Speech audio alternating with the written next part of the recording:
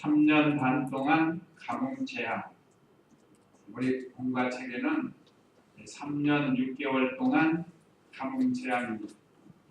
오늘 공과책을 나눠드렸어야 되는데 다음 주에 나눠드리도록 하겠습니다. 다음 주에는 연합예배로 드립니다. 10년 연합예배, 주일학교 연합예배입니다.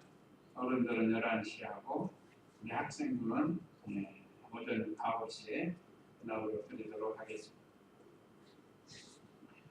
자, 오늘 여기 주일 오후 예배 말씀 요약 참조하시면 첫째, 엘리야가 아합에게 재앙을 예고함 1절. 둘째, 엘리야가 그리 시냇가에 숨음 2절로 7절. 셋째, 사르밧 과부가 엘리야를 대적함 8절로 16절. 넷째, 과부의 집에 데려진 재앙 17절로 24절. 그러면 1절 읽어보세요. 갈레아드에 사는 사람 중 지렛 사람 엘리야가 아합에게 말하기를 내가 섬기는 여호와 이스라엘 하나님의 살아계심을 두고 맹세한다. 내 입에서 말이 없는 한 앞으로 몇 년 동안 이슬이나 비가 전혀 내리지 않을 것입니다 라고 하였다. 네. 첫째는 아합 왕이 우상을 섬김으로 재앙이 왔습니다. 자, 엘리야 선지자를 하나님이 보내서 아합에게 재앙을 예고했는데 그 왜 재앙이 임하는가? 그건 아합 왕이 우상을 섬김으로 재앙이 오게 됐다고 했습니다. 우상 숭배하는 거 하나님이 매우 싫어하시는 건데 하나님 말씀을 순종하지 아니하고 우상을 숭배했습니다. 자, 오늘 여기 1절에 보면 길르앗에 사는 사람 중 디셉 사람 엘리야가 그랬는데 엘리야는 실제 그 시대의 하나님의 선지자입니다. 엘리야의 뜻은 여호와는 하나님이시다. 그 다음에 이 엘리야는 모든 선지자의 대표입니다. 선지자가 많이 기록이 됐지만 그 선지자의 대표가 바로 이 엘리야입니다. 엘리야는 죽음을 보지 않고 병거하고 승천한 선지자입니다.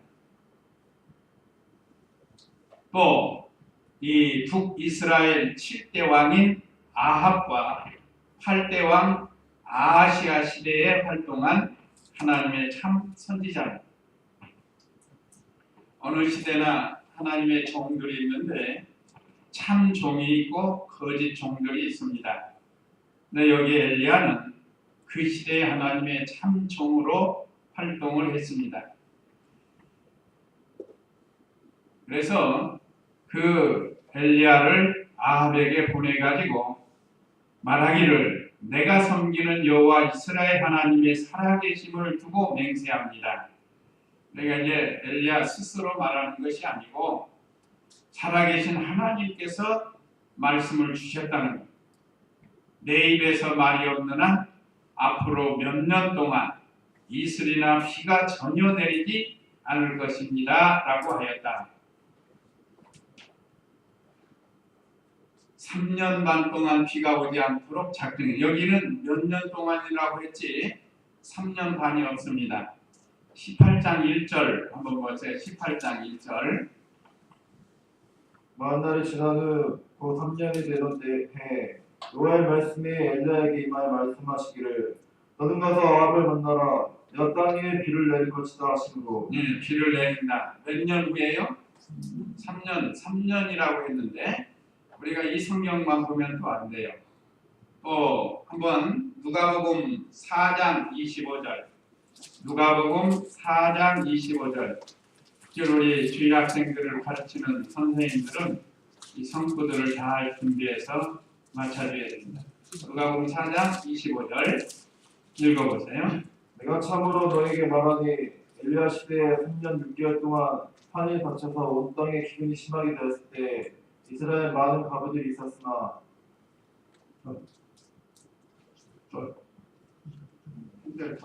엘리야는 그들 가운데 그 누구에게도 고난을 받지 않고 오직 시돈 지방 사렙다에 한 가구에게만 보낼 만하다. 여기 예수님께서 증거하신 말씀입니다. 예수님은 3년 6개월 동안 엘리야 시대에 비가 오지 않았다. 분명히 이렇게 말씀하시고 그때 과부가 많았는데 많은 과부 중에 이 사르밧, 지금 이 사렙다라고도 하는데 사르밧 과부, 사르밧이라는 건 동네입니다. 동네.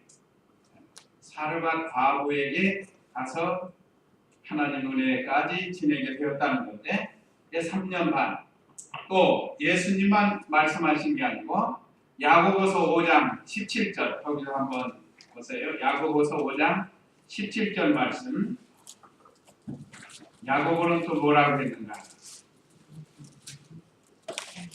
5장 17절 읽어보세요. 엘리야는 우리와 보통의 같은 사람이었으나 비 오지 않기를 간절히 기도하니 3년 6개월 동안 땅에 비가 오지 않았으며 다시 기도하니 하늘이 비를 내리고 땅이 열매를 내었다. 야고보도 3년 6개월이라고 기록을 했습니다. 그렇기 때문에 성경 한쪽만 보면 잘 모를 수가 있습니다. 이거 여러 군데가 있는데 그러면 여기 17장에서 몇 년이라고 한 것과 18장 1절에서 3년이라고 한 거는 3년은 약술이에요. 약술. 실제는 3년 6개월입니다. 그런 건 예수님께서 직접 말씀하셨고 예수님도 구약 성경을 아시고 말씀하신 또 야고보도 예수님께 배우고 또 구약 성경을 알고 3년 6개월이라고 이렇게 기록이 됐습니다. 그래서 오늘 여기 제목이 3년 반 동안 가뭄 재앙이고 두 번째 소지에서도 3년 반 동안 비 오지 않도록 작정을 했다. 하나님께서 작정하신 거예요. 그걸 엘리야 선지자에게 말씀을 주셨고 엘리야는 그걸 아합에게 가서 말해준 겁니다. 이때 아합이 얼마나 악한 사람인가. 선지자들을 많이 잡아 죽이는 그때 그 부인 이세벨도 그렇고 부인이 하는 걸 찬성하거나 묵인했다. 이거 잘못된 일인데 아합이 얼마나 악한 사람인지 자기에게 잘못된 것을 예언하면 죽이는 그런 시대입니다. 그런데도 엘리야는 생명을 내어놓고 가서 전한 겁니다. 죽음을 무릅쓰고 간 거예요. 그래서 하나님 말씀이라고 하면 때로는 이렇게 죽음을 무릅쓰고 전해야 될 것을 가르쳐줍니다. 어느 시대나 하나님께서는 하나님 참 종들에게 앞으로 일에 말씀을 주셔서 그런 다음에 증거케 하십니다. 부족하지만 저희들도 이렇게 산에 가서 기도하며 준비하고 또 기도하면서 여러 날 동안 기도하면서 준비해서 말씀을 증거하게 되는데 아모스 3장 7절에 그랬죠. 한번 아모스 3장 7절 말씀 거기도 한번 읽어보시기 바랍니다.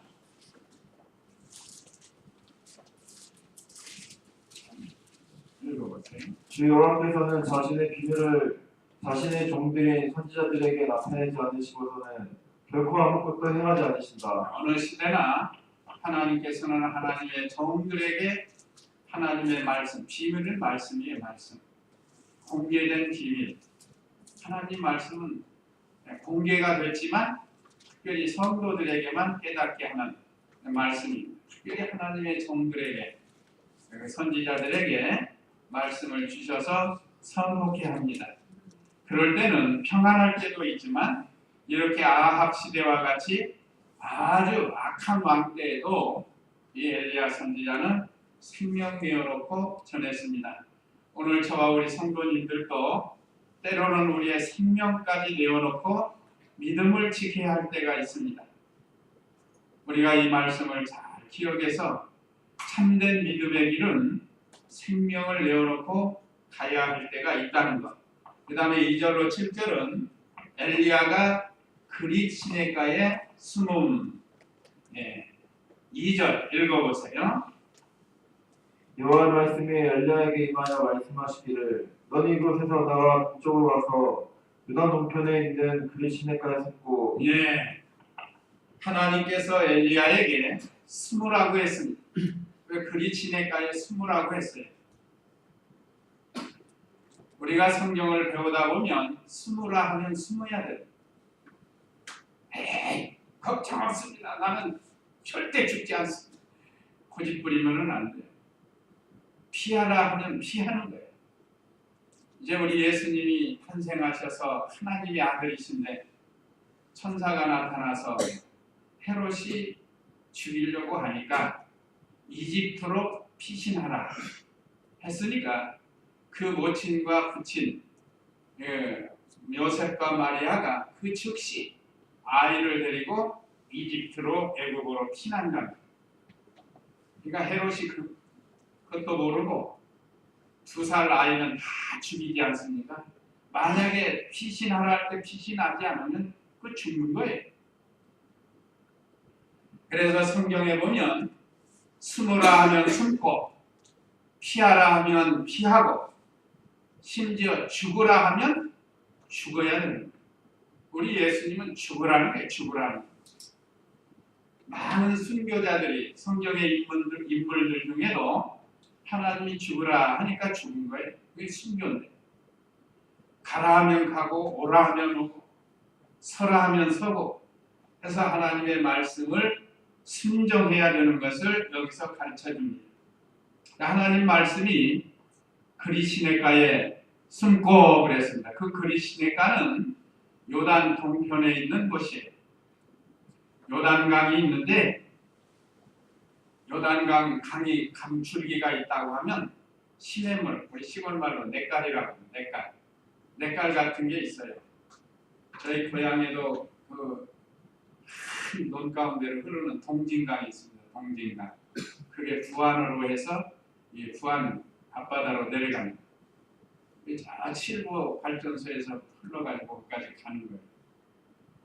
참 물이 맑고 좋아서 거기서 그물 먹고 고기도 잡고 그렇게 살았는데 지금 한 10년 후에 서울에 있다가 10년 후에 가니까 많이 오염돼가지고 도저히 못 먹겠더라고요. 그 동진강 사이에는 여러 냇가리 있습니다. 냇가리 가서 미역 감고 막 그랬는데 어렸을 때. 여기도 마찬가지입니다. 요단강이 있으면 그리 시내가 있다. 그러니까 그 그리 시내가에 숨으라는 거예요. 아, 거기 싫습니다. 거기 위험합니다. 나 다른 데로 갈 겁니다. 이것도 하나님 말씀에 안 맞는 거예요. 그냥 내 뜻 버려야 돼. 그냥 하나님 말씀이 숨으라 하면 가르친 곳에 가야 됩니다. 이 얼마나 좋아요. 하나님께서 장소까지 가르쳐 줬으니 얼마나 잘 지켜주고 보호해 주실까요? 아브라함은 너는 본토 친척 아비 집을 떠나 내가 내게 지시할 땅으로 가라. 그렇게 어디 정해준 게 아닙니다. 아브라함에게. 그냥 너는 본토 친척 아비 집을 떠나서 떠나라는 거예요. 그러니까 아브라함은 믿고 그냥 떠난 거예요. 떠나기 어렵죠. 어렵지만 순종해서 떠난 거예요. 그러니까 하나님께서 헤브론이라는 좋은 땅으로 인도해 주시지 않았습니다. 근데 여기는 그리 시내가로 가라고 했으니까 이제 가면 돼요. 그리 시내가 찾아가요. 요즘 같으면 내비 딱 찍고 가면 됩니다.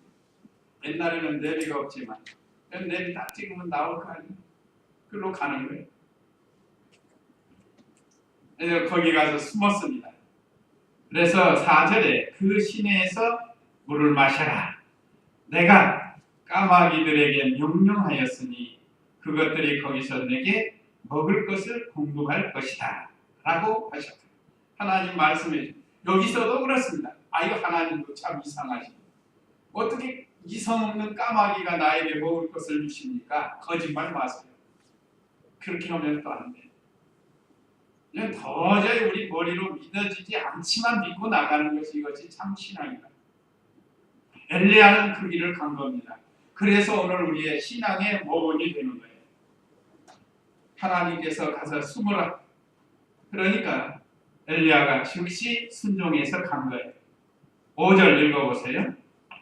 그가 여호와의 말씀대로 와서 요단 동쪽에 있는 그리 시내가에 머물렀더니 엘리야가 하나님의 말씀을 즉시 순종했어요. 자, 하나님께서 네가 그리 시냇가에 가서 물을 마신다. 물은 참 중요한 거. 아까 오전에도 말씀드린 거죠. 이제 사람이 물 없으면 살기가 3년 6개월 동안 비가 안 왔으니 얼마나 그 흉년이 대단한 건가를 우리에게 가르쳐 주는데 좀 있으면 그리 시냇가 물도 말라버려요. 그러니까 일단 지금은 마르지 않았어요. 얼마 동안 있었는지는 모르지만 그래서 거기 가서 물을 마시면서 옛날에는 아까 말씀드린 저 어렸을 때만 해도 시냇물 막 먹었어요. 그래도 끄떡이 없었습니다. 물이 너무 좋았어요. 그러다가 70년 공업화 시대 되고 그러면서 점점 이 농약으로 이런 것들로 오염이 돼가지고 그 물을 못 먹어요. 자, 여기 그리 시냇가의 물을 마셔라. 내가 깜빡이들에게 명령하였으니 그것들이 거기서 내게 먹을 것을 공급할 것이다 하는 이 말씀을 믿고 즉시 순종했다. 그러니까 이때 핑계대고 또 걱정이 돼가지고 불순종하면은 하나님이 도와주시지 않는다. 엘리야는 즉시 순종했습니다. 자, 믿음 좋은 신앙인들은 즉시 순종이에요. 아브라함도 즉시 순종하고. 그래서 마침내 엘리야가 그리 시냇가에 머물렀습니다. 그랬더니 실제로 까마귀들이 아침 저녁으로 먹을 걸 물어다줘요. 6절 읽어보세요. 까마귀들이 아침에 그에게 빵과 고기를 가져다 주고 저녁에도 빵과 고기를 가져다 주었으며 그는 그 시내에서 물을 마셨으나 그 땅에 비가 내리지 않아 얼마나 시내가 말라버렸다. 네, 하나님이 저 은혜를 주신 거예요. 그 시냇가에 물도 풍성하고 물을 마시면서 신기하게 까마귀를 또 통해서 아침에도 빵과 고기, 저녁에도 빵과 고기를 가져다 주었다. 참 신기한, 우리가 이 믿는 일 하는 건 참 신기한 겁니다. 하나님 말씀 자체가 신비하고 신기한 겁니다. 우리가 신비주의는 아닙니다. 그러나 하나님 말씀 자체는 참 신기하고 신비로운. 자, 여기서도 우리 하나님은 모든 만물을 지배하시는 분이신 것을 가르쳐요. 까마귀뿐만 아닙니다. 이 세상에 만들어진 모든 것은 하나님의 그 구원 운동에 다 쓰임을 받게 해주셨다.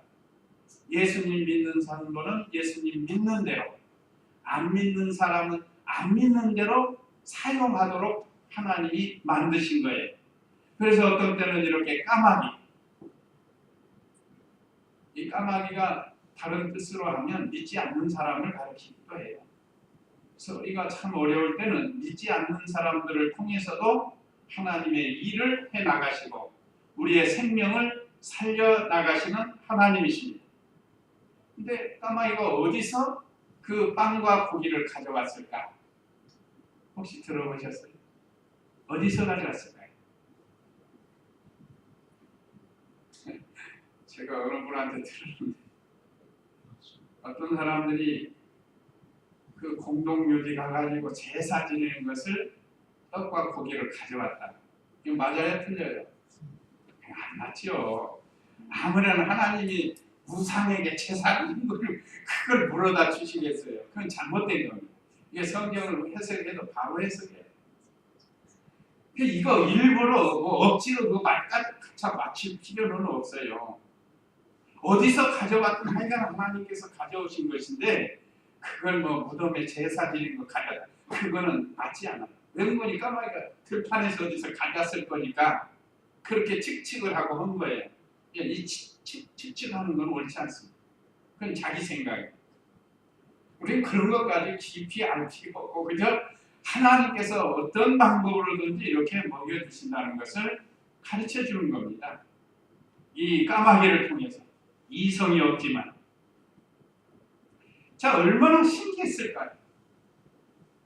아침에 자고 나면 톡과 고기가 와 있고 또 저녁에도 또 그 고기를 물어다주고 까마귀가 아마 처먹을 것도 모자랄지 모르는데 그게 물어다닌다. 이게 하나님이 하시는 하나님. 예수님 믿지 않는 강팍한 사람도 하나님이 쓰시고자 하면 얼마든지 성도를 위해서 쓰게 만든다. 여러분도 보세요. 기업하는 사람들, 예수님 믿지 않고 사는 사람들이 있잖아요. 그런 사람 이용해서 성도들이 사는 거예요.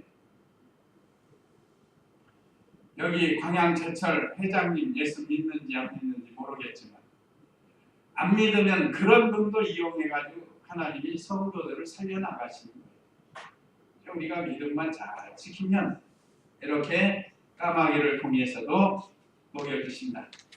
자, 이렇게 즉시 순종하니까 하나님께서 배후에서 역사하신 거예요. 우리가 믿는 일 하는 거나 교회 일 하는 것도 그렇습니다. 내가 아니면 안 돼 하는 이런 것 옳지 않아요. 하나님이 반드시 되게 해주신다. 제가 여러 교회 다니면서 봤어요. 상당히 그 사람이 필요한 사람인데 갑자기 이사가 가지고 교인들이 다 낙심해가지고 있었대요. 그랬더니 우리 전도사님이 오셔가지고 더 잘됐다. 그런 게 제가 있던 서강교회입니다. 그때 전도사 때 담임 목사 갔습니다.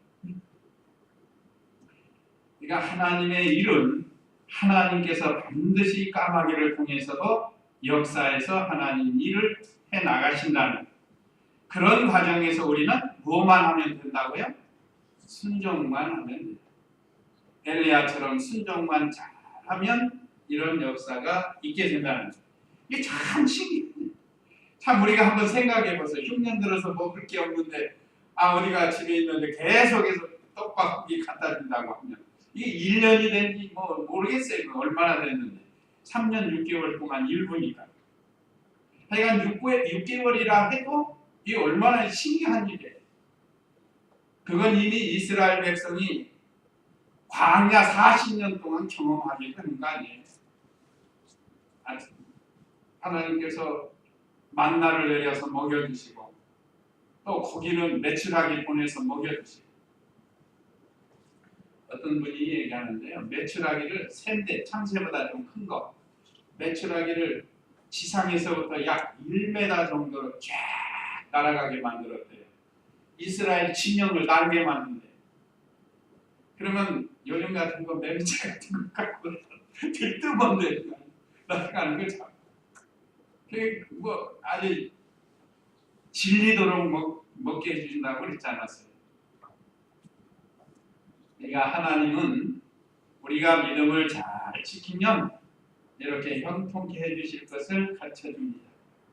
그 다음에 8절로 16절은 사르밧 과부가 엘리야를 대적함. 8절 읽어보세요. 여호와의 말씀이 엘리야에게 임하여 말씀하시기를 너는 일어나 시돈에 속한 사르밧으로 가서 거기에 머물러라. 내가 거기서 한 과부에게 명령하여 내 양식을 공급하도록 하였다라고 하시다. 네, 아까는 까마귀를 명령해서 먹여줬는데 이번에는 과부를 통해서 명령해가지고 먹여준다는 거예요. 자, 여호와의 말씀이 엘리야에게 임하여 말씀하시기를 너는 일어나 시돈에 속한 사르밧으로 가서 시돈은 우리 성경 지도 보면 두로와 시돈 나오죠? 지중해 연안에 그 시돈입니다. 또 하나님께서 말씀을 주셨어요. 왜 가라고 그랬죠? 시돈으로? 왜요? 그 땅에 비가 내리지 않아서 시내가 말라버렸으니까 거기 계속 있으면 못 사니까 하나님이 살 곳으로 또 인도해 주시는 거예요.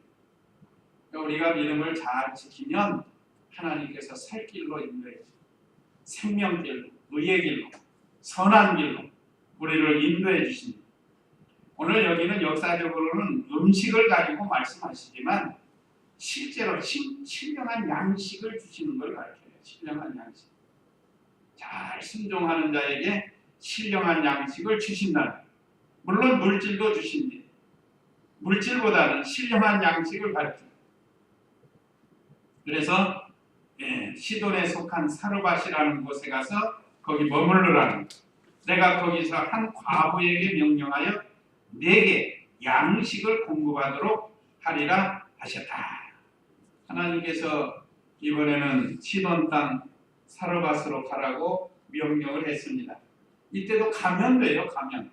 아니 뭐 가다가 또 군대 만나서 나 죽으면 어떻게 하면 이런 거 하면 안 돼. 그냥 하고 까는 거예요. 예수님이 순종 잘하셨고 모세도 순종을 잘했습니다. 성경의 인물들 이름 없이 빛도 없이 순종 잘한 성도들이 있습니다. 그래서 이 엘리야는 하나님의 말씀을 또 순종해서 사르밧으로 갑니다. 10절 읽어보세요. 그가 일어나 사르밧으로 와서 성문에 들어설 때 한 과부가 거기에서 나뭇가지를 줍고 있었으므로 그가 그 과부를 불러 말하기를 뱃에 물을 좀 가져와 내가 마실 수 있게 해주시라 하였다.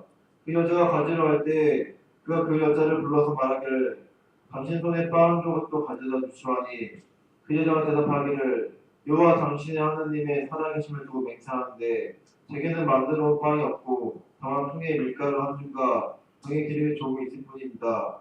보십시오. 이제 나뭇가지를 두어 개 주워다가 저와 제 자식을 위해 음식을 만들어 먹고 죽여로 합니다. 라고 하였다.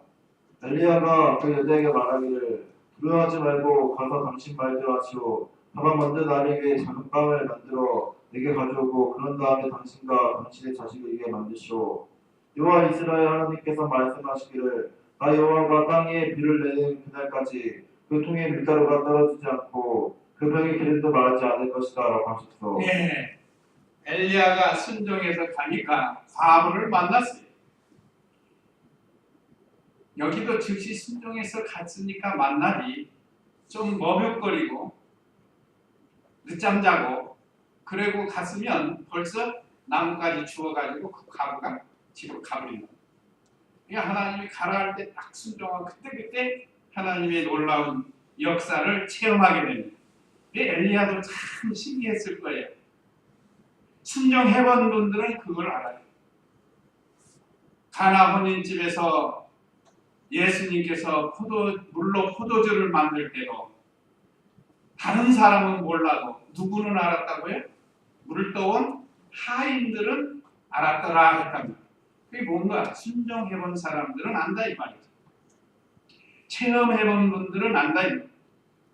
그래서 엘리야가 하나님의 말씀을 또 순종해서 즉시 그가 일어나 사르밧으로 가서 사르밧은 구역에 사렙다라고 나옵니다. 사렙다의 새 이름이 사르밧입니다.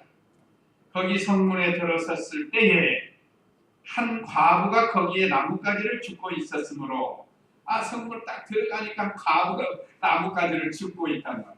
그러니까 하나님이 말씀하신 그 과부일지 모르겠다 생각한 거예요. 아까 말씀드린 대로 조금 늦게 했으면 나뭇가지 주워가지고 아들하고 우리가 그 12절에 그랬죠? 이제 기름도 얼마 없고 밀가루도 이제 한 끼밖에 없어서 이거 꺾여 먹고 죽으려고 한 거 아니에요. 그 얼마나 지금 흉년이 심한가를 가르쳐줍니다. 그래서 이 엘리야는 순종해서 성문에 들어가 보니까 한 과부가 나뭇가지를 줍고 있다. 근데 어떻게 알았을까? 저 사람이 과부인지 과부가 아닌지 어떻게 알았을까? 아마 그 시대 사람들은 과부들이 어떤 외모가 좀 특이한 것 같아요. 그러니까 알아볼 거죠. 옛날에 우리나라는 처녀하고 유부녀를 어떻게 알았죠? 옛날에 처녀는 머리를 따요. 길게 딴다. 결혼하면 머리를 똘똘 몰아서 비녀를 꽂아. 그게 분리가 되는 거죠. 아마 이 과부도 그 시대에 어떤 특징이 있었을 것 같아요. 그러니까 그 과부를 불러 말하기를 그릇에 물을 조금 가져와 내가 마실 수 있게 해주시오. 이제 엘리야가 하나님께서 말씀하신 그 과부인지 시험을 하는 거예요. 테스트를 하는 겁니다. 그러니까 그 여자가 결국 그렇게 힘든 거 아니니까 가서 이제 물을 가지러 간다는. 사실 그때 물도 귀해요. 가물어 가지고 물도 귀하지만 이 과부가 마음이 참 착해. 그러니까 상대방이 어려우니까 저 사람 얼마나 목이 마를까. 내가 보니까 낯선 사람인데 그러면 가만히 있으라고 내가 가져오겠다. 그거 이렇게 가는데 다시 불러가지고 여보시오 이리 와보시오. 그러면서 11절에 그 여자가 가지러 갈 때에 그가 그 여자를 불러서 말하기를 당신 손에 빵 한 자국도 가져다 주고. 보통 여자 같으면 이 남자 이상한 사람이에요. 물 떠다 주는 것도 힘든데 아니 처음부터 말을 똑같이 답하지 왔다 갔다 그렇게 만드냐고. 이렇게 말할 수 있잖아요. 근데 또 과부가 그렇지 않은 거예요. 그 여자가 대답을 했습니다. 자기 형편을 진실하게 말하고 자기 형편을. 12절에 그 여자가 대답하기를 여호와 당신의 하나님의 살아계심을 두고 맹세하는데 보니까 선지자라. 알아본 거예요. 그래서 당신의 살아계신 하나님을 믿고 있다. 제게 만들어 놓은 빵이 없고 다만 통에 밀가루 한 줌과 병에 기름이 조금 있을 뿐입니다. 보십시오. 이제 나뭇가지를 2개 주워다가 저와 제 자식을 위해 음식을 만들어 먹고 하려고 합니다. 죽는다는 거예요. 끼니가 없으니까 얼마 있으면 굶어 죽는다는 거예요. 얼마나 흉년이 심한가를 알 수 있습니다. 옛날에 우리나라도 얼마나 힘들었는지 그 보릿고개라고 있습니다. 보릿고개. 겨울이 지나고 보리가 나오기 직전에 그 사이에 먹을 게 없어가지고 초근목피라고 그러죠. 초근목피. 풀뿌리 뜯어먹고 저도 많이 먹었습니다. 풀뿌리. 또 나무 껍질을 벗고 먹고. 근데 저는 나무 껍질은 안 벗고 먹는 것 같아요. 풀뿌리는 많이 먹었어요. 그 삐비라는 거 있죠. 삐비 아세요?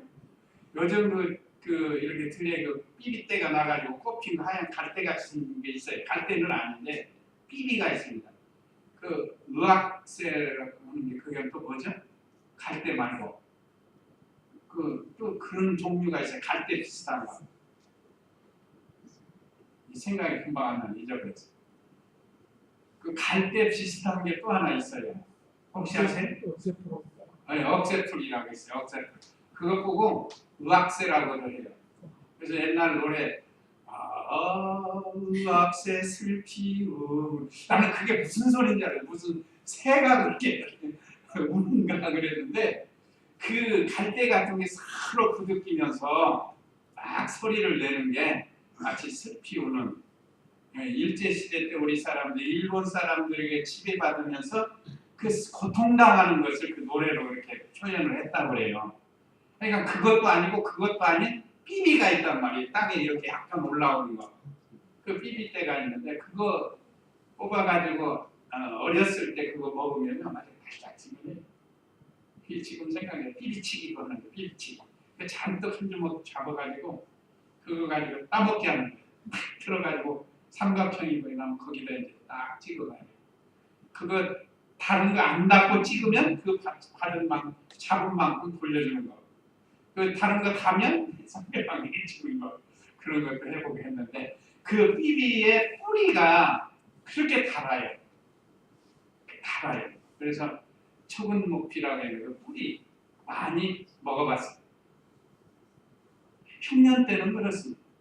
그래서 우리나라 한때 이 보릿고개라고 있어가지고 그때가 제일 힘들어서 저희 어머니는 부잣집에 가가지고 그 1년 내 그거 먹고 큰데 또 갚아요. 봄부터 그 다음 가을까지 그거 보고 뭐 내먹는 거 있잖아요.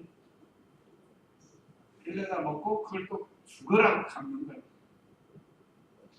그러니까 생활이 어려우니까 그런 일들을 이렇게 하는 겁니다. 그러니까 이 흉년이 되는 사람들의 인심도 나빠요. 인심. 그렇잖아요. 자기 먹기도 힘든데. 그런데 이 사르밧 과부가 이 엘리야에게 물을 가져다 주고 또 빵을 좀 갖다 달라고 하니까 자기 사정을 말한 거예요.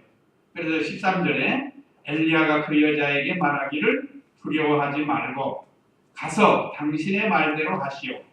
다만 먼저 나를 위해 작은 빵을 만들어 내게 가져오고 그런 다음에 당신과 당신의 자식을 위해 만드시오. 이 상당히 어려운 겁니다. 이거 순종하기 어려운 거예요. 이제 자기 둘이서 해먹고 죽을 것밖에 없는데 저 나그네가 와가지고 선지자가 와가지고 자기부터 해다 달라는 거예요. 이거 상당히 어려운 건데 그러면서 14절에 여호와 이스라엘 하나님께서 말씀하시기를 나 여호와가 땅 위에 비를 내리는 그날까지 그 통에 밀가루가 떨어지지 않고 그 병의 기름도 마르지 않을 것이다 라고 하셔서, 여기도 믿기 어려운 말이죠. 그런데 사르밧 과부는 믿었어요. 하나님의 정으로 믿었고 하나님의 말씀대로 될 것을 믿었단 말이에요. 그래서 그 여자가 자기 말대로 했습니다. 15절 읽어보세요. 15절. 그 여자가 와서 엘리야의 말대로 하였더니 그 여자가 자기의 가족들과 함께 여러 날 동안 먹었으나 그 통에 밀가루가 떨어지지 않고 그 병의 기름도 마르지 않았으니 여호와께서 엘리야를 통해 하신 말씀대로 되었다. 예, 참 이것도 얼마나 또 신기한 일이에요. 참 이 말씀을 믿은 사르밧 과부도 복이 된 거고, 또 하나님의 종 엘리야도 살게 되었습니다. 이게 공통점이 뭐죠? 공통점이 한마디로 순종이 순종. 순종이 제사보다 낫다는 말씀이죠. 아무리 예배를 드려도 순종하지 않으면 소용이 없는 거죠. 하나님의 말씀을 듣고 깨닫고 순종해야 크게 역사가 나타나고 하나님이 주시는 복을 받는 것이지, 순종하지 않으면 복을 받을 수가 없습니다. 이게 과부도 엘리야가 전해준 하나님의 말씀을 믿고 순종을 했더니, 야, 먹고 나면 또 생기고 먹고 나면 또 생기고, 참 얼마나 또 신기했을까. 하루 먹고 한 끼 먹고 죽을 건데 또 나오고 또 나오고.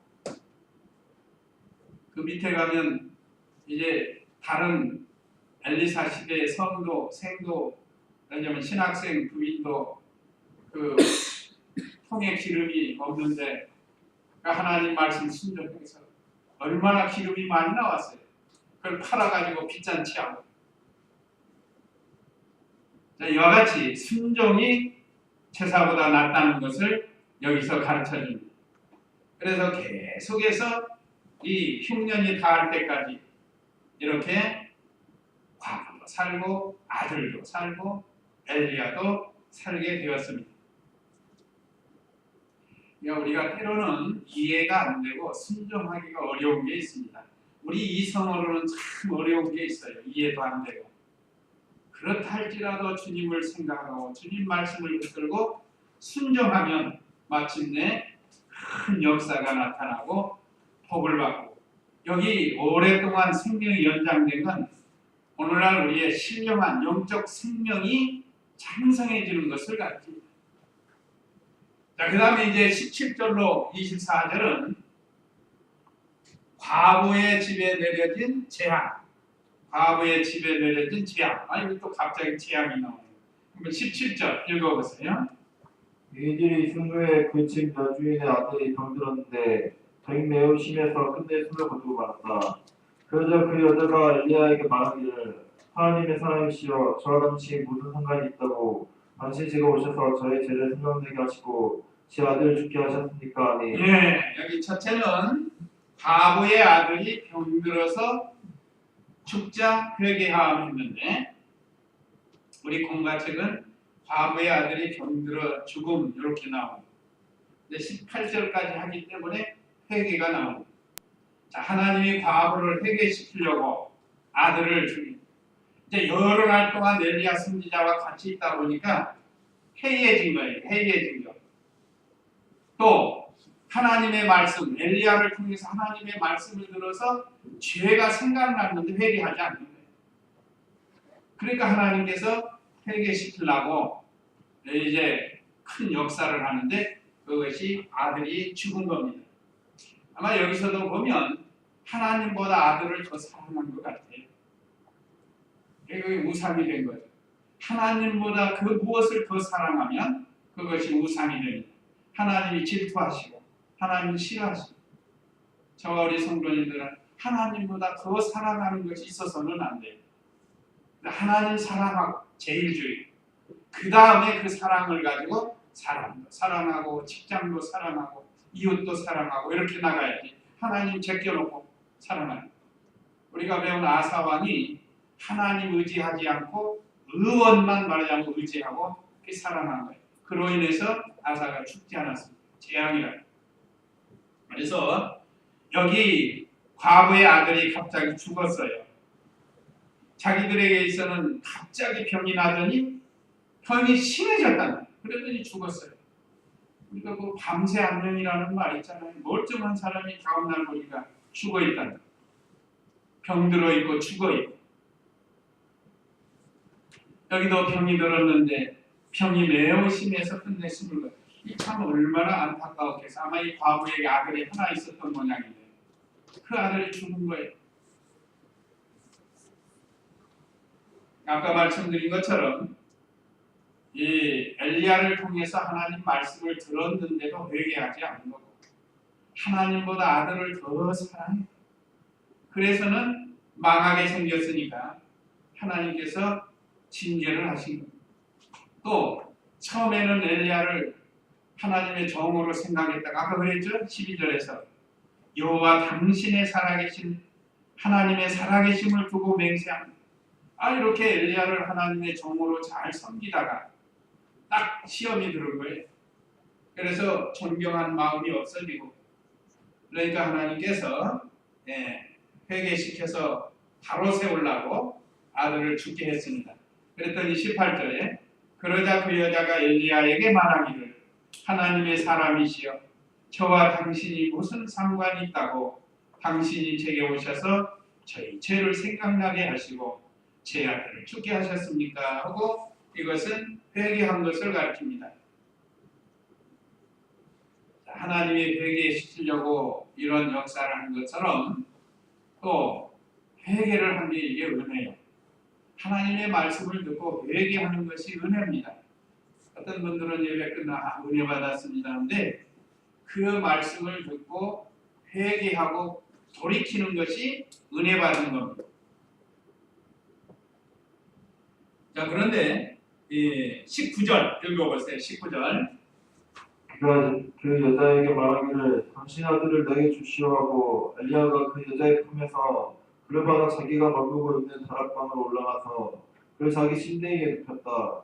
그리고 그가 여호와께 부르짖으며 말하기를 여호와 내 하나님이시여 주께서 제가 머물고 있는 이 가부에게까지 재앙을 내려 그 여자의 아들을 죽게 하십니까 하고 아이 위에 3번 몸을 펴서 엎드리고 여호와께 부르짖으며 말하기를 여호와 내 하나님이시여 제발 이 아이의 혼이 다시 그에게 돌아오게 하소서 하니 여호와께서 엘리야의 음성을 들으시고 아이의 혼이 그에게 다시 돌아오게 하심으로 그가 살아났다.